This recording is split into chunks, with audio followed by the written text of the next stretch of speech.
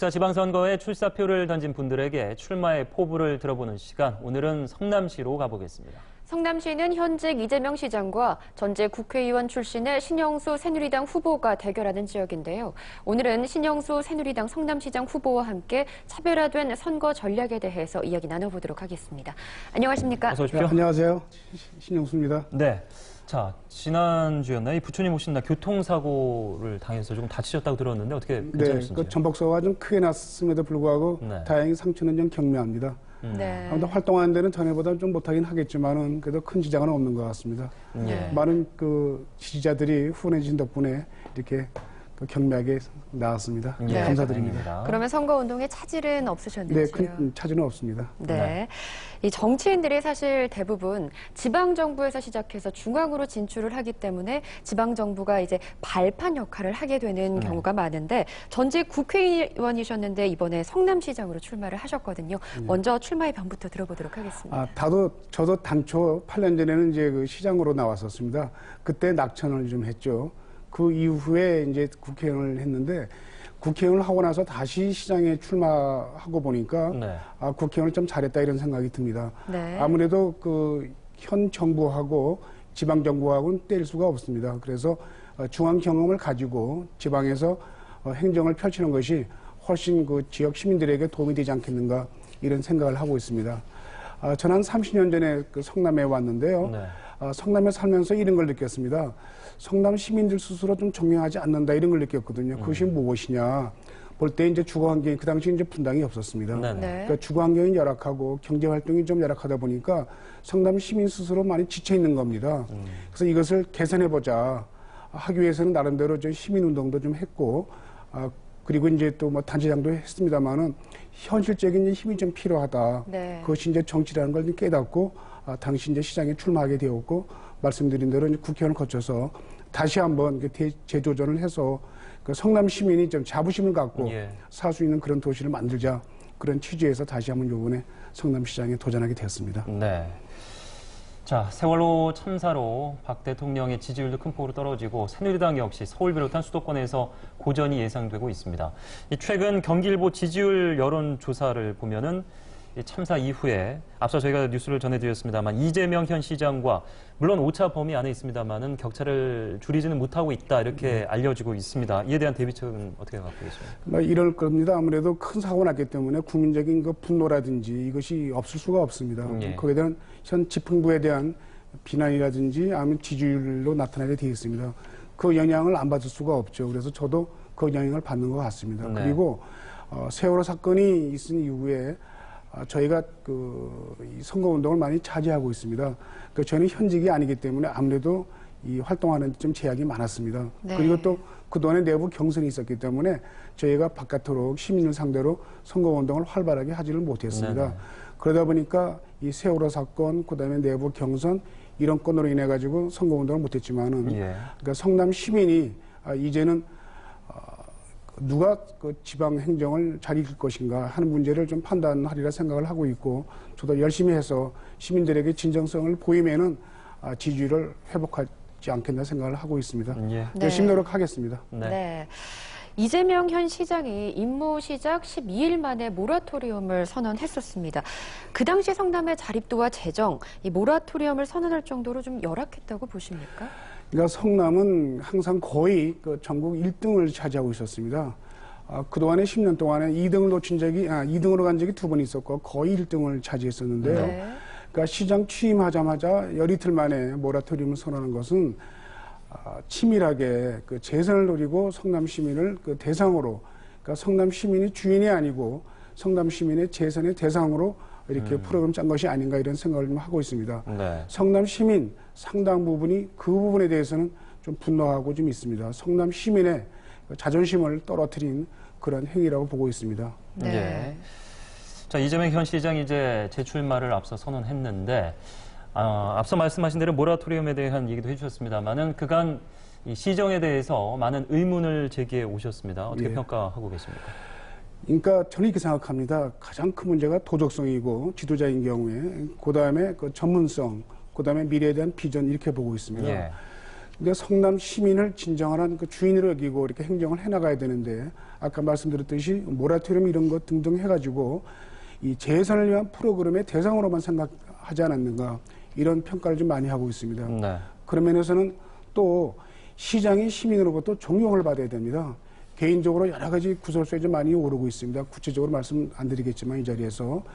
그래서 이 성남 시민이 시장을 좀 존경하는 그리고 도덕성에 대해서 긍정적으로 평가를 갖고 있는 네. 그런 시장이 되지 않겠는가. 그리고 시장인 경우에는 사회의 다양한 경험이 좀 필요합니다. 그래서 다양한 경력과 경험과 그런 인맥을 가지고 성남 시장을 펼칠 수 있고 그리고 미래에 대한 비전을 제시할 수 있는 그러한 시장이 되어야 되지 않겠는가.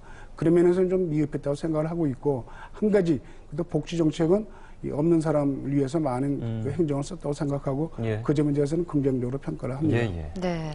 아쉬웠던 부분과는 좀 차별화된 모습으로 재도전을 준비하고 계실 텐데 그러면 성남에서 국회의원도 하셨고 또 네. 지역에서 오랫동안 사셨으니까 또 네. 그만큼 잘 알고 계실 것 같습니다. 그렇습니다.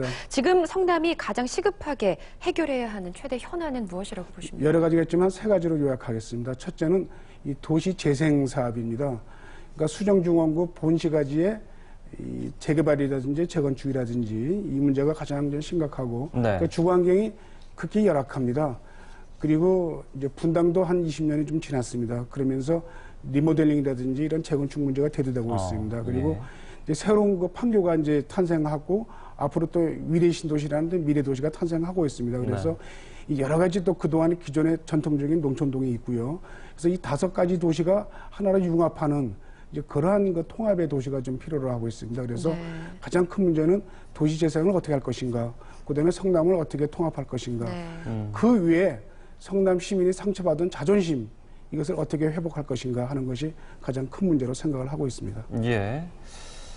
자, 이번 경기도지사 예비후보 선거 과정에서 이슈가 됐던 이른바 무상버스, 공짜버스 공약이 있었는데 성남시 지금 말씀하셨습니다. 분당, 판교, 위례 이 지역에 사는 이 시민들이 서울 그리고 여타 수도권으로 많이 출퇴근하시지 않습니까? 그렇습니다. 역시 교통 문제가 큰 화두인데 어떻게 보십니까? 그렇습니다. 그건 뭐 그 어디나 도시나 마찬가지입니다. 그래서 저희는 그 가능하면은 그 지하철 이것을 이용하는 게 좋지 않겠는가 생각을 좀 하고 있고요. 예. 네. 그래서 지금 성남 경우에는 이제 분당선, 신분당선, 뭐 8호선 이것이 다 있긴 하지만 그렇습니다. 내부적으로 상당히 교통이 좀 열악합니다.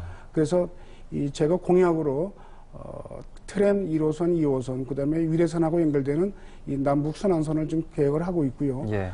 그다음에 판교인 경우에는 이 또 젊은층들이 많이 지금 들어와서 있습니다. 네네. 또 내부적으로 교통이 좀 부족합니다. 그래서 이 내부 이 교통망을 어떻게 연계시키는가 하는 것이 큰 문제인 것 같습니다. 예. 네. 그 문제에 대해서는 좀 치밀하게 좀 계획을 세우고 있습니다. 네. 교통망 확충도 중요합니다만 이제 세월호 참사 이후로 안전 문제가 또 사회적 화두가 되고 있습니다. 그렇습니다. 많은 후보들이 또 공약을 발표하고 있는데 성남 시민을 위한 이 재해 안전에 대한 방안들 어떤 것들이 있습니까? 다른 얘기는 하지만 제가 현재 국회의원 때 그 성남인 경우에는 이제 복개천이 좀 많이 있습니다. 네. 그래서 복개천을 그 사람들이 좀 위험하다고 가지 말아 그러는데 제가 네. 그거를 한 100여 미터 쭉 지하로 좀 다닌 적이 좀 있습니다. 그래서 이 안전에 대해서는 누구보다도 좀 관심이 많습니다. 그래서 이 안전에 대해서는 일일이 하나하나 다 그 발생 원인에 대해서 점검을 좀 해봐야 됩니다. 네. 가장 현장이라든지 그다음에 성남인 경우에는 도시가 오래됐기 때문에 이 안전이 문제가 발생할 소지가 있고 그다음에 전기라든지 소방이라든지 이런 문제가 많이 있습니다. 그래서 그것을 이 민간 합동으로 정책 자문단을 구성을 해서 제가 취임하게 되면은 하나하나 다 점검해 볼 예정입니다. 그리고 24시간 시밀 콜을 운영을 해서 필요하면은 24시간 어디나 아무 때나 저희 행정에서 그 도움을 줄 수 있는 그런 그 네트워크를 좀 구성할까 생각합니다.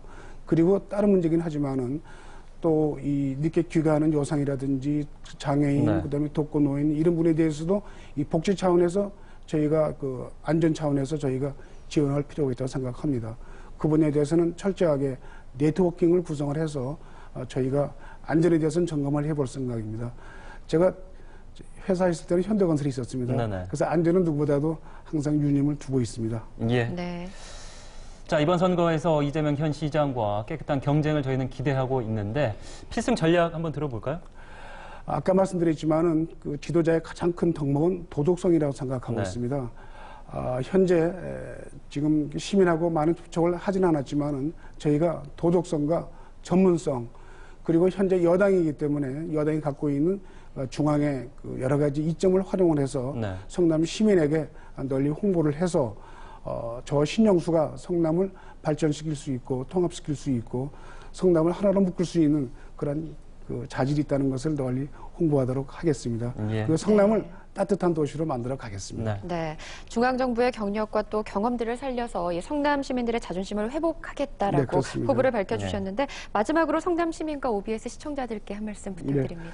성남 시민 여러분, 신영수 믿어주십시오. 신영수 최선을 다해서 성남 시민이 자랑스러운 대한민국의 제일 가는 도시의 시민이라는 것을 만들도록 하겠습니다. 그리고 OBS 시청자 여러분 끝까지 지켜봐 주시고 모두 다 안전하시고 행복하시기 바라겠습니다. 감사합니다. 네. 네, 성남시장 새누리당 후보 신영수 후보와 함께했습니다. 오늘 말씀 고맙습니다. 고맙습니다. 고맙습니다.